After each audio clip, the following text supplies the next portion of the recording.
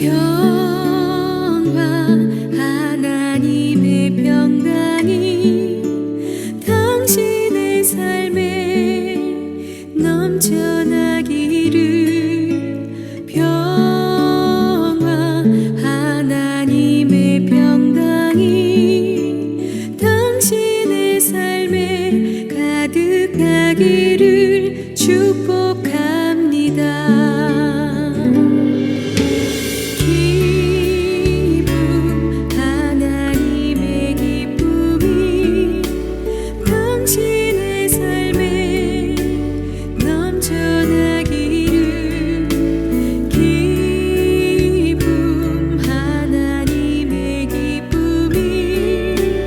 당신의 삶에 가득하기를 축복합니다. 2024년 6월 6일 목요일 아침입니다. 그러고 보니까 오늘 고국에서는 현충일입니다. 순국 선열들에 대한 감사의 마음과 함께 또 그렇게 조국의 과거와 현재와 미래를 또 한번 생각해 볼 수 있는 그런 복된 날이고 또 감사의 날이기도 합니다. 순국 선열들이 또 있었기 때문에 저희가 이렇게 살아갈 수 있지 않았을까 싶은 마음이죠. 우리들도 또 조국의 미래를 위하여서 어떤 자리매김을 할 것인가 한번 또 생각해 볼 수 있는 기회로 삼았으면 참 좋겠습니다. 이날에 우리 함께 나눌 말씀 히브리서 13장 20절부터 25절까지 말씀입니다. 이제 마지막인데요. 히브리서 마지막 장 함께 나누겠습니다. 20절부터 25절까지 같이 봉독합니다.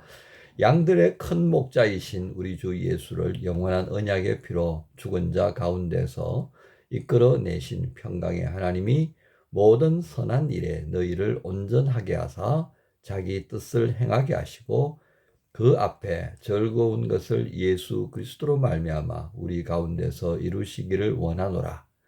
영광이 그에게 세세 무궁토록 있을지어다. 아멘. 형제들아 내가 너희를 권하노니 권면의 말을 용납하라. 내가 간단히 너희에게 썼느니라. 우리 형제 디모데가 놓인 것을 너희가 알라. 그가 속히 오면 내가 그와 함께 가서 너희를 보리라. 너희를 인도하는 자들과 및 모든 성도들에게 문안하라. 이달리아에서 온 자들도 너희에게 문안하느니라. 너희 은혜가 너희 모든 사람에게 있을지어다. 아멘. 오늘 말씀의 제목은 예수 그리스도 안에서 주시는 하나님의 평강, 예수 그리스도 안에서 주시는 하나님의 평강이라는 제목으로 말씀 나눕니다. 중심 구절 20절입니다. 양들의 큰 목자이신 우리 주 예수를 영원한 언약의 피로 죽은 자 가운데서 이끌어내신 평강의 하나님이 됩니다. 오늘 말씀의 중심 내용을 평강으로 한번 정해봅니다. 헬라어로 에이레네인데요. 평강이란 주제에 맞춰서 보면요. 평강은 우리와 하나님 사이에 화목하게 된 증거로, 화목의 그 증거로 나타나는 복이다 하겠습니다. 여러분, 이 화목을 위해서 뭐가 필요했습니까? 예수 그리스도의 피였습니다. 그래서 오늘 20절에 그렇게 말씀하죠. 양들의 큰 목자이신 우리 주 예수를 영원한 언약의 피로 죽은 자 가운데서 이끌어내신 평강의 하나님이. 자, 이 이끌어내신 우리 주 예수 그리스도 때문에 하나님과 나 사이에, 하나님과 여러분 사이에 평강이 있는 것입니다.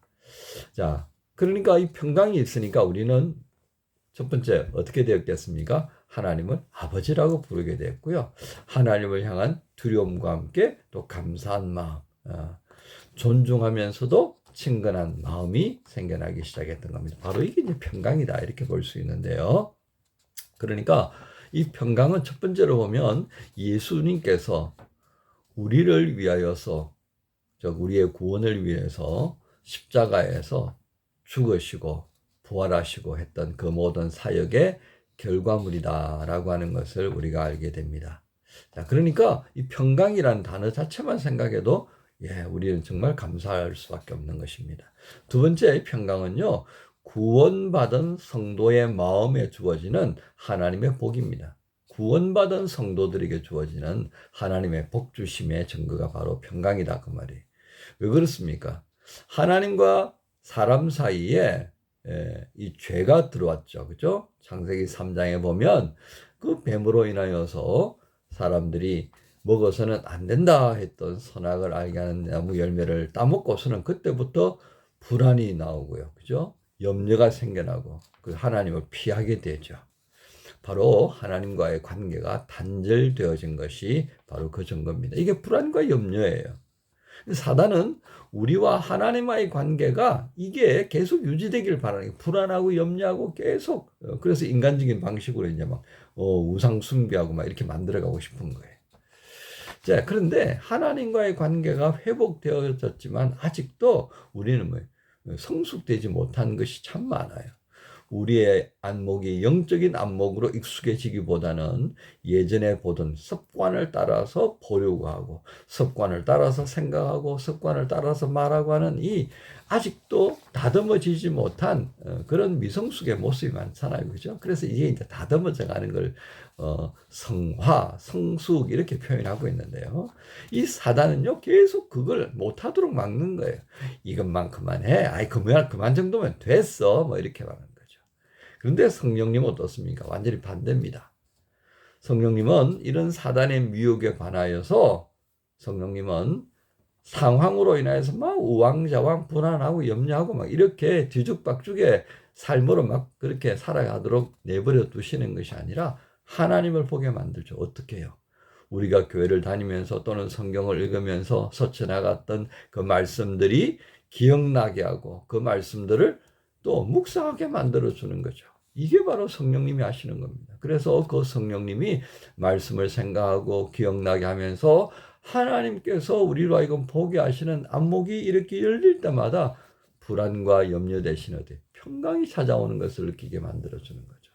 그러니까 불안과 염려에 있다가 말씀을 통하여서 하나님의 그 사랑하심, 하나님의 돌보심, 하나님의 능력을 기억하게 되니까 우리 안에 평강이 찾아오면서 점점 그 하나님을 주목하게 될 수밖에 없지 않겠습니까? 그렇습니다. 바로 이것이 하나님께로부터 우리가 받은 복이라는 거죠. 야, 얼마나 좋습니까? 그죠? 예. 그런데 사단은 우리로 하여금 이 평강을 누리지 못하도록 계속 뭘 보게 한다고요? 하나님을 보게 하는 것이 아니라 말씀을 생각나게 하는 것이 아니라 상황을 보게 만들고 그 상황을 초래한 기분 나쁜 사람들을 계속 묵상하게 만들더라 그 말입니다. 자, 세 번째는 뭡니까? 믿음으로 모든 불신앙과 싸우는 성도들에게 하나님께서 함께 하신다라고 하는 증거가 바로 평강입니다. 자주 인용하는 우리 바울의 인생 여정에 얼마나 핍박이 많았습니까? 정말 투옥과 형벌의 영역 속이었습니다. 결국 그러다가 이제 로마에서 목이 잘려서 순교하게 되어지기까지 하지 않습니까? 그가 골로새서 3장 15절에 이렇게 말합니다. 평강이 너희를 주장하게 해라. 평강이 너희를 주장하게 해라. 그 말은 무엇이겠습니까? 하나님께서 나와 함께 하신다는 것을 기억하자는 것이었습니다. 빌라도가 뭡니까? 이 바울이 이런저런 여러 가지 어려운 그 핍박 가운데서도 마음을 흔들리지 않고 그렇게 굳게 하나님을 향해 주목할 수 있었던 것은 바로 이 하나님을 주목했기 때문에 그렇습니다.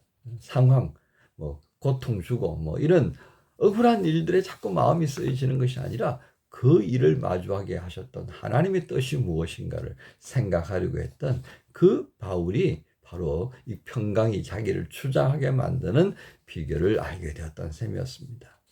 자, 바로 이런 히브리서의 말씀에 평강의 하나님을 등장한 이유가 있습니다. 왜 그렇습니까? 바로 이 평강이 하나님께서 우리와 함께 하시는 복, 성도의 마음에 주어지는 복, 또 믿음으로 싸우는 하나님의 사람들에게 용기를 주시는 하나님의 임재, 이런 모든 증거들, 그죠? 이것이 가능한 게 된 것이 무엇입니까? 영원한 대제사장으로 그 지성소에, 하늘의 지성소에 들어가셔서 우리의 긍휼함을 아시고 충고하시는 예수 그리스도가 있기 때문에 가능했다는 것입니다. 이 평강의 하나님을 생각하면서요, 그 다음엔 어떻게 하자는 것입니까? 21절로 이어집니다. 이 평강을 딱 주시는 하나님을 주목하면서 한 걸음 더 나아가잖아요. 어떻게 해요? 21절에 모든 선한 일에 너희를 온전하게 하사 자기 뜻을 행하게 하시고 그 앞에 즐거운 것을 예수 그리스도로 말미암아 우리 가운데서 이루시기를 원하노라. 이 평강의 하나님과 이제 함께 다, 야, 이 하나님 진짜 좋아. 그 하나님이 너무 좋은 걸 내가 알았어. 그러니까 이제 그 하나님과 우리가 어떤 삶의 모습이 되겠습니까? 함께 가는 거예요. 함께. 함께 가니까 하나님의 뜻이 내 안에 이루어지는 게 내가 기뻐요, 안 기뻐요?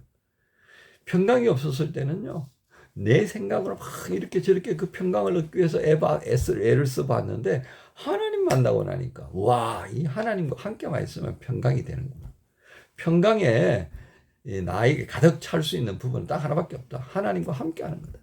그러니까 하나님께서 뭘 좋아하시지? 뭘 기뻐하시지? 하나님이 선하게 여기는 게 뭐지? 여기에 마음이 갈 수밖에 없지 않겠습니까? 그죠? 그래서 이런 모든 것들을 경험한 너희 속에 이제 하나님께서 예수 그리스도 안에서 이루어져 하셨던 그 모든 것들이 너희 안에서 이루어지기를 원한다라고 당부하고 있는 것입니다. 축복입니다. 그죠? 오늘 우리는 이런 히브리서의 마지막을 보면서 왜 그리스도 예수께서 대제사장으로 여전히 변함없이 영원히 우리를 위해 충보하시는 그 하늘 지성소에 들어가셨는지를 비로소 알게 되는 겁니다. 제 잘난 맛에 살던 우리 아니었습니까? 그죠? 자기 머리에 자기 영광을 씌우기 위해서 애쓰고 날뛰고 막 이리저리 막 그냥 안 되는 일 되게 하려고 애쓰다 보니까 잠도 안 오고 불면증 걸리고 우울증 오고 그죠? 화병 생기고 이런 우리의 삶의 자리에 주님이 찾아오신 겁니다. 야, 너희의 방식으로는 아무것도 이룰 수가 없어. 그래서 예수님께서 보여주시고 들려주시고 여전히 그래도 안타까우시니까 지성소에 들어가셔서 대제사장으로 끝없이 우리를 충보하시고 있는 겁니다. 그러면서 우리에게 당부한 이 평강의 하나님과 함께하면 참 좋겠다.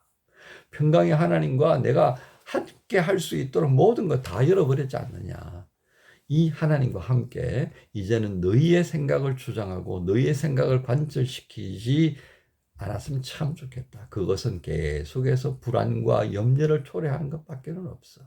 하나님의 뜻대로 한번 살아보는 것도 괜찮을 것 같아. 한번 살아봐. 그러면 또 평강이 너희를 가득 채워가는 거야.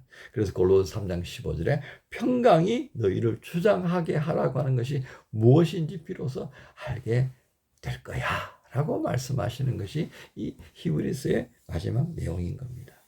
여러분, 특히 오늘 여기 21절에 너희를 온전하게 하사, 이 온전하게라는 말 뜻이 뭐냐면요, 이 탈골이 돼가지고 관절이 제대로 못 쓰는 상태가 된 거예요. 탈골이 돼버려서 어떻게 써요 이거를. 다리에 관절이 탈골돼 버렸단 말이에요.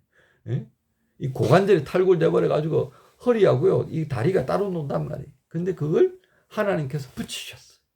다시 제대로 연결해가지고 정상적으로 작동할 수 있도록 만들어 놓으셨어요. 뭘 위해서? 하나님의 선하시고 기뻐하시고 온전하신 듯이 무엇인가를 헤아려 보고 그것을 그대로 사용할 수 있도록 이렇게 회복시켜 주신 것입니다. 오늘 이 모습, 이게 우리 성도의 모습입니다. 이게 나의 모습이고요. 이게 여러분의 모습이 되기를 원하시는 대제사장이신 예수님의 마음을 오늘 히브리서가 증거하고 있습니다. 그렇습니다. 이런 삶이 가능하도록 든든한 뒷배경이 되어주신 대제사장이신 예수님, 오늘도 우리와 함께 하십니다. 이 예수님과 함께 오늘 멋진 목요일의 삶 시작하십시다. 그리고 금요일에는 이제 히브리서의 모든 내용 1장부터 시작해서 13장에 있는 내용을 더 간단하게 한번 더 정리하고 그렇게 히브리서 묵상 나눔을 마치도록 하겠습니다. 오늘도 여러분 화이팅 하시고요. 여러분 모두를 우리 주님 예수님의 이름으로 축복합니다. 주님 감사합니다. 주 예수 그리스도로 말미암아 하나님 안에서 우리에게 허락하신 평강의 이 기쁨이 얼마나 큰지 누리기를 원합니다.